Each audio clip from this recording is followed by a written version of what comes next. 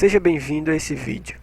Meu nome é Renan e para mim é um prazer imenso poder compartilhar com você esse estudo. No dia 23 de dezembro de 2017, eu fui surpreendido com uma mensagem de um cara incrível, um cara fantástico, que já foi inclusive destaque em vários dos nossos vídeos aqui do canal. Martin Minsky mandou uma mensagem para mim dizendo: Oi Renan, a gente tem um presente para você. E quando ele disse a gente, quando ele disse nós, você vai descobrir já já quem foi o de quem ele estava falando. Ele disse: hoje a gente vai publicar uma coprodução, né, um estudo, uma coprodução entre Martin Minsky e Stephen Nielsen. O Stephen Nielsen também é compositor de finais, compositor de estudos, né? E aí os dois sempre trabalham juntos e tal, bastante legal. E ele disse: e a gente vai acabar dedicando isso para você. E ele gentilmente chamou de o maior promotor brasileiro para o xadrez, enfim, algo parecido. E eu fiquei muito feliz, contente. Ele disse: a gente espera que você goste desse sacrifício de dama. E ele disse que ia publicar no Facebook. E ele ainda disse: esperamos que você goste do nosso estudo. Ele disse: acabei noite passada, né, na madrugada de 22 para o dia 23, um trabalho bastante complicado para conseguir encontrar uma boa introdução. E logo depois já estava publicado no site do torneio, na União Anti-Agentes Problemistas de Ajedrez. Enfim, e logo depois eu também publiquei no meu blog. Ele compartilhou no Facebook pra galera, né? E aqui a dedicatória para mim. Eu fiquei muito emocionado, fiquei contente demais em ver isso, né? É gratificante pra gente você ter caras que fazem um trabalho tão bom e você compartilha com a galera e eles te dão algo em troca. Pra mim isso é fantástico. E aqui está a posição inicial. Eu vou colocar pra gente aqui então o tabuleiro pra gente dar uma olhada e a gente analisar qual é a solução do nosso quebra-cabeça. Se você quiser dar uma pausa e tentar descobrir por si, se você não visitou ainda o blog Vila do Renan, se você não viu no Facebook, então tente ver se você consegue calcular algumas linhas. Enfim, preparado? O lance a seguir, o único lance que leva a vitória é Dama E1. Assim começa a combinação das brancas para a vitória, ok? Jogam as brancas e vencem. Um erro, só para deixar claro, seria um lance passivo, como por exemplo tomar o peão em A3, dizendo: vou entregar o meu bispo. Por que este seria um erro? Porque depois de dama toma em E5 com cheque, as negras conseguem escapar com seu rei. E esse bispo aqui, ele está bloqueado pelos seus dois próprios peões. Então ele meio que é como se a gente pudesse tirar ele do tabuleiro e não vai fazer muita diferença. E por isso que fica um empate. Voltando, as brancas percebem essa urgência de não deixar a dama tomar o peão aqui em E5 e então jogam dama E1. A linha principal do nosso estudo segue com A2, a melhor tentativa para as negras. Se algo do tipo peão toma o bispo em B4, a ideia das brancas, tanto nessa variante quanto na variante principal, é sacrificar um peão com G7. É o preço para conseguir libertar esse bispo e ele conseguir ganhar mais atividade. Depois de bispo toma o peão em G7, torre C1 cheque. Se o rei vier para B5, o ponto chave de toda a variante é dama C6 e o rei se esconde aqui. E agora bispo E8 com ameaça imparável de mate em uma dessas duas casas. As negras podem tentar dar um cheque aqui, mas depois que o rei vier para B7, já era, não tem como impedir o mate nessa casa. Ok, então a melhor tentativa para as negras é jogar A2, deixando o peão a uma casa da promoção. Novamente, o melhor lance aqui é G7, lance correto e o lance ganhador.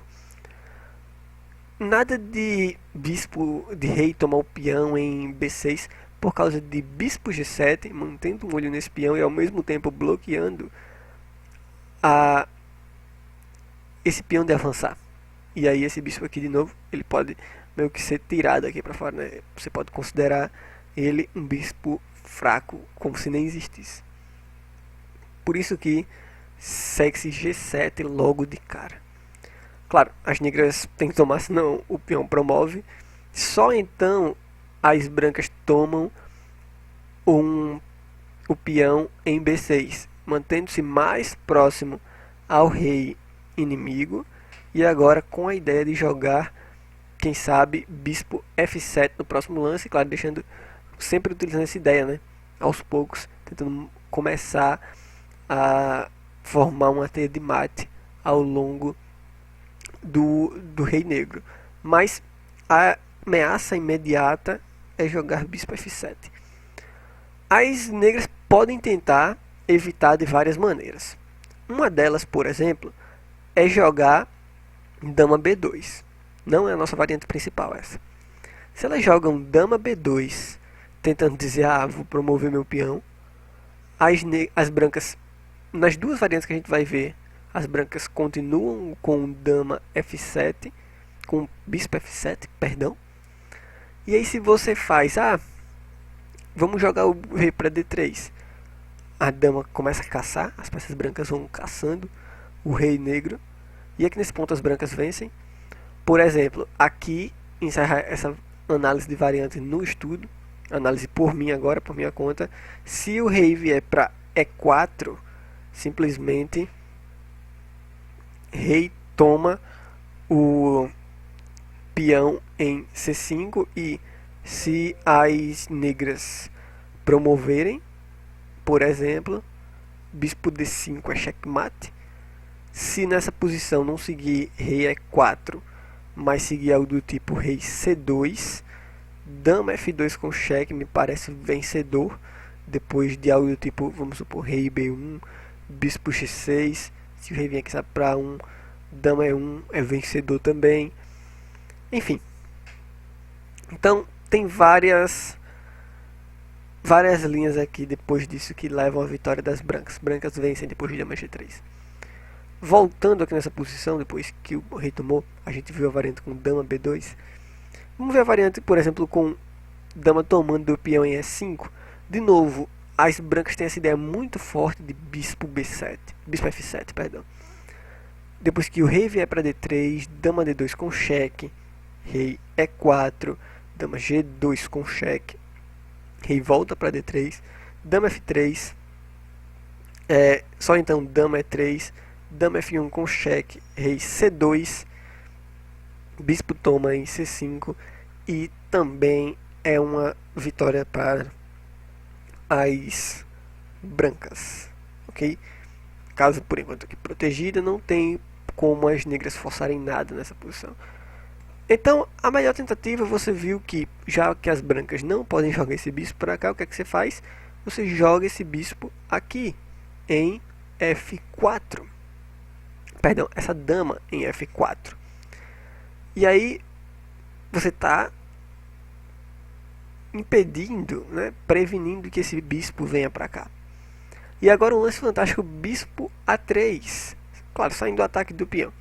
O ponto é que se bispo toma o peão em C5, as negras acabam empatando com dama H6 cheque, depois de rei B7, rei toma o bispo em C5, mesmo que as brancas deem um cheque em A5, depois de rei C4, não tem muito o que ser feito. Uma das variantes de exemplo que os autores disponibilizaram é E6, bispo F8, dama toma o peão em A2 cheque, rei D3, dama B1 cheque, rei D2, dama B2 cheque, rei E1. Depois das trocas não tem muito progresso a ser feito por parte das brancas, principalmente porque esses bispos são de cores opostas. Ok, por isso que seguiu o bispo A3 nessa posição. E aqui a nossa variante principal segue com rei D5. Se algo do tipo dama H6 com cheque, o rei simplesmente se esconde em A5 e não tem nenhum problema. Se D3, simplesmente dama A1, impedindo a promoção e, além disso tudo, atacando este peão aqui, que aparentemente é bem difícil de ser defendido. E claro, se a dama, por exemplo, sair para defender, você tem esse bispo F7 aqui, então tem várias ideias. Bispo A3, rei D5, depois de bispo toma o peão em C5, bispo toma o peão em E5. Se dama H6 novamente, a gente vem com a ideia de bispo D6, apoiado aqui com o peão, não tem também nenhum problema para as brancas vencem. Depois de bispo toma em C5, bispo toma o peão em E5, bispo E8, se libertando. Esse lance aqui é primordial. As negras têm a sua melhor tentativa com D3. Se algo do tipo rei E6, as brancas podem jogar maravilhoso dama E2, atacando o peão, deixando que ele promova, mas depois as brancas têm um excelente checkmate com dama C4 cheque, rei F6, dama F7 cheque, rei G5, dama H5 cheque, rei F6, dama G6, mate. Incrível. Uma das variantes. Então, D3 é primordial, evitando esse dama E2, que a gente viu que é bastante forte. E nessa posição eu quero que você pause o lance, que você pause o vídeo e tente descobrir qual o melhor lance para as brancas. Pausou? Eu espero que sim, porque é realmente belíssimo se você conseguir encontrar. O lance correto é o lance dama E4, um belíssimo sacrifício de dama. Aqui é inevitável checkmate. Se o rei toma, bispo C6, mate. Se a dama toma, bispo F7, checkmate. Com 3 peças, aqui 2 peças bloqueando a saída do rei, e nesse caso aqui 3 peças bloqueando o seu próprio rei. Nessa posição aqui, depois de D3, totalmente incorreto jogar dama H1 cheque, onde o rei pode fugir para C4. E totalmente incorreto dar o cheque logo, porque rei E6 está escapando e as negras conseguem empate por causa dessa ameaça. E aí? Gostou do brilhante sacrifício de dama? Deixa pra mim nos comentários o que você achou, se você achou legal. E pra mim, eu acredito que tanto pra mim quanto pro Martin, quanto pro Stephen, vai ser legal se vocês deixarem comentários pra eles lerem, tá? Eles vão, com certeza, quem sabe até entregar mais material pra gente colocar aqui, então é bom pra vocês.